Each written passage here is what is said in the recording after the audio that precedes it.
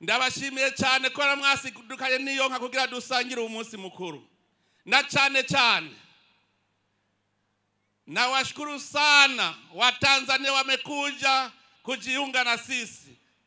Namshukuru sana Rosa Muhando amekuja kusherehe na sisi. Tunamshukuru sana na tunamkaribisha Burundi. Nimefurahi kwamba umetufikisha salama za dada yangu Mheshimiwa Mama Samia mpendwa. Ni dada yangu na namshukuru sana kwa ujumbe wake, na nakuomba mufikirishize salama zangu. Amani iwe na Watanzania. Na namshukuru sana na washukuru wa Kenya, nimewaona wako hapa. Ni wa ndugu zetu, tunawashukuru sana, tunawakaribisha na tunafurahi.